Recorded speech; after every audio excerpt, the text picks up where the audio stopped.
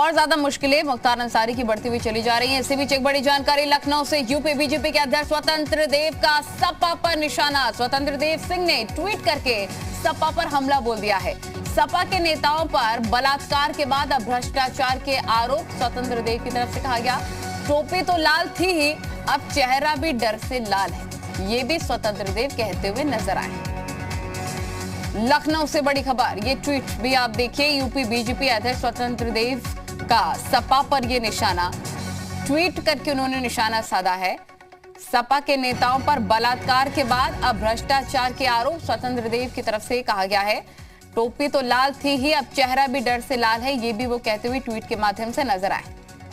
स्वतंत्र देव का ये ट्वीट हम आपको दिखा रहे हैं, जिस पर समाजवादी पार्टी पर हमला बोलते हुए वो नजर आए।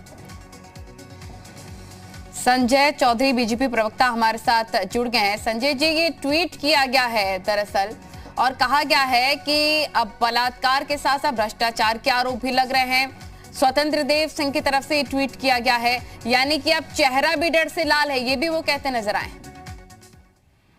नहीं, ये तो उत्तर प्रदेश की जनता जानती है कि किस प्रकार से जनता की योजनाओं में बंदरबाट करते हुए समाजवादी पार्टी की सरकार में सरकारी धन का दुरुपयोग हुआ है और उसे शेलेस कंपनीज बनाकर उनका धन उन कंपनियों में आया है।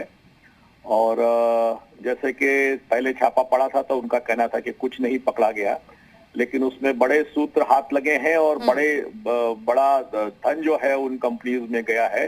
तो जो भ्रष्टाचार की बात भारतीय जनता पार्टी करती थी उसके ये प्रमाण है, और समाजवादी पार्टी का जनता के विरोध। और संजय जी, अखिलेश यादव तो ये भी कहते नजर आए थे कि चुनाव नजदीक है, अभी तो सीबीआई ईडी हर किसी का छापा बीजेपी पड़वाएगी, इस पर आप क्या कहेंगे?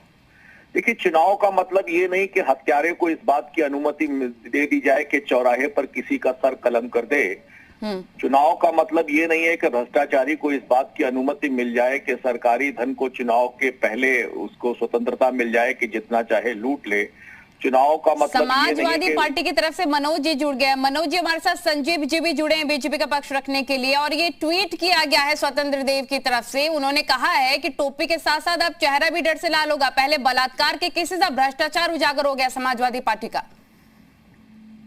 स्वतंत्र देव सिंह को थोड़ी से वर्तमान परिस्थितियों का अध्ययन करना चाहिए। सबसे जो बड़े भ्रष्टाचारी हैं वो सब भारतीय जनता पार्टी में हैं, और माँ गंगा में 51 कैमरों की मदद से जो चेहरा चमकाया जा रहा था, जो वैभव का प्रदर्शन किया जा रहा था, वही माँ गंगा और वो सब तो ठीक है मनोज जी, जो ईडी ने खुलासे किए हैं, करोड़ों की संपत्ति निकल रही है, उस पर क्या कहेंगे आप? ईडी ने जो भी खुलासे किए हैं वो राजनीति से प्रेरित है, और जिन लोगों के भी खुलासे हुए हैं वो कहीं कोई दोषी नहीं है, ये सब राजनीति से प्रेरित है। अच्छा, संजय जी भी जुड़े हैं बीजेपी का पक्ष रखने के लिए। संजय जी, वो कह रहे हैं राजनीति से प्रेरित कार्रवाई हुई है।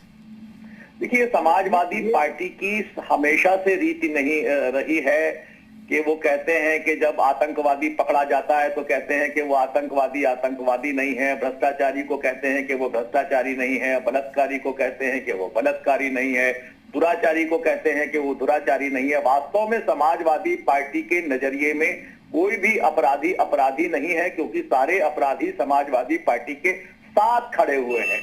मुख्तार के भाई, जो मुख्तार जेल में है, तो मुख्तार के भाई को अपनी पार्टी में शामिल करके समाजवादी पार्टी ने अपने मूल चरित्र को दिखा दिया है कि ये अपराधियों की साथी है, अराजकता का पोषक है, और ये राजनीतिक दल उत्तर प्रदेश में व्यवस्था का विरोधी है। ब्रिजेश सिंह किसके पार्टी में है? सुशील किसके पार्टी में है? ये सब अपराधी नहीं है। धनंजय को कौन पोषित कर रहा है?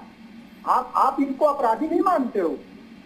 नहीं, आप बताइए कि जो दुराचारी हैं उनसे मिलने के मुलायम सिंह घर जाते हैं, मुख्तार को संरक्षण देने में उनके बड़े भाई को जनता के सामने अपनी पार्टी में शामिल करते हैं, और जो भ्रष्टाचारी हैं जिस पर रेड पड़ रही है उनके संरक्षण में अखिलेश यादव आते हैं। तो किसी भी प्रकार के अपराधी पर जब कार्रवाई होती है तो समाजवादी पार्टी उनको संरक्षण देने के लिए आगे आती रही थी, आगे आती रही है, और इसके चरित्र में कोई बदलाव नहीं है। समाजवादी पार्टी ये नई सपा नहीं है, ये वही सपा है जो चाहे वो भक्तों पर गोली चलाना हो, चाहे वो अपराधियों को। संजय जी और मनोज जी, कुछ भी समझ नहीं आ रहा है, एक एक करके बोलिए।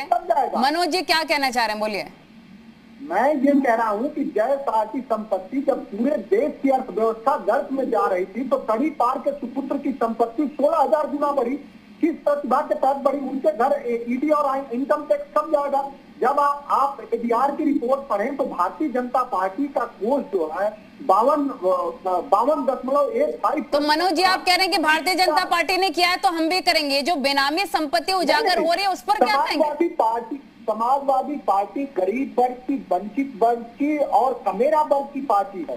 समाजवादी पार्टी पर कहीं कोई आरोप नहीं। हमारे आईटीआर जाते हैं और समाजवादियों के एक एक हिसाब है, लेकिन भारतीय जनता पार्टी जो लोगों के व्यक्तिगत धन का हिसाब चाहती है, प्रधानमंत्री अपने पीएम केयर फंड का हिसाब क्यों नहीं देते हैं? ये देश। अच्छा संजय जी, अखिलेश यादव ये भी कहते नजर आते हैं कि भीड़ देखकर आप लोग बौखला गए इसलिए कार्रवाइयां कराई जा रही हैं।